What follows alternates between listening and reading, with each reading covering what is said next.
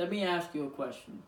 Have you ever want something so badly you was willing to do just about anything to get it, even though you knew financially you cannot afford it? Maybe you have gotten yourself into a super high monthly payment or charged your brand new purchase into a credit card. I have done this a time or two, and several years ago I found myself $17,000 in credit card debts. I was working just to pay my bills. I knew I had a good job and a decent living, and I stayed awake at night worrying about how I was going to make my payments. My credit score was slow because I was considering an overextended, and I saw no way out. Thankfully, I listened to a man who has been where I was and have changed his life. Now he goes around changing other people's life. Don't make my mistake, and if you have, there's a way out.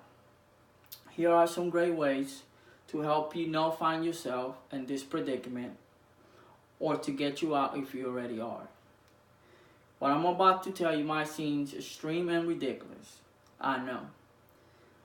But then again, what if you can find financial independence by following some of my ideas? Can you stop and imagine a life that will allow you to be out of debt and able to live life abundantly? I think you will be pleasantly surprised with just how simple these strategies are. At first, you may feel overwhelmed when you actually sit down and analyze your finances. I know I was. You might also have a sense of hopelessness and downright despair. In spite of this, have confidence that there's a way out. You just gotta make a few changes. Here are 4 steps that might help you become financially independent. The first step is called the checklist. Mine is similar to this one, but mine is on my computer. That way I can make changes and it's in a secure place. For example, let's say that your electric bill is $150. You will write a check for $150. You will put a check through it, and in my case, I have online banking, so I check my account every other day. As soon as it clears my account, I put a slash through it. That's gonna assure me that my account is not gonna be overdraft and my payment's never gonna be late. Step 2 is called the monthly budget. As you've seen, if you make $1,600, you bring home $1,600, you're just gonna subtract your $855 from your bills, and that's gonna give you $745.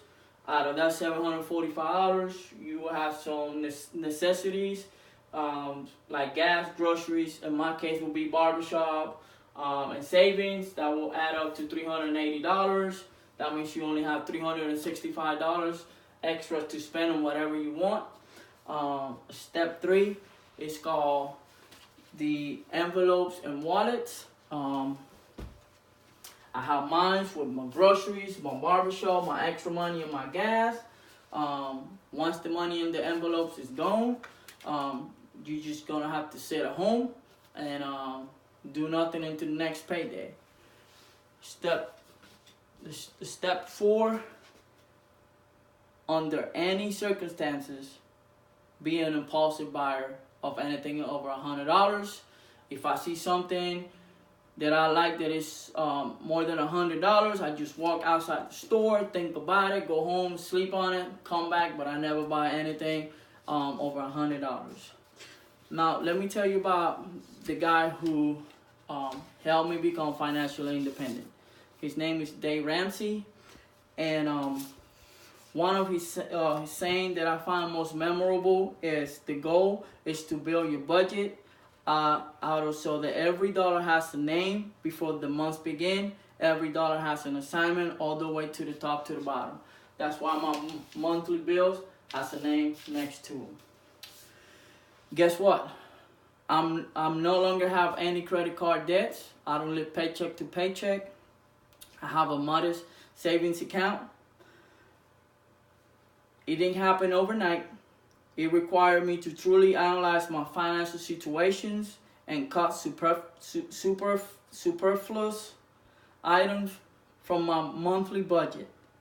It took me about 5 years of fighting urge to buy things I really wanted but did not need it if I didn't have the cash on hand to do it.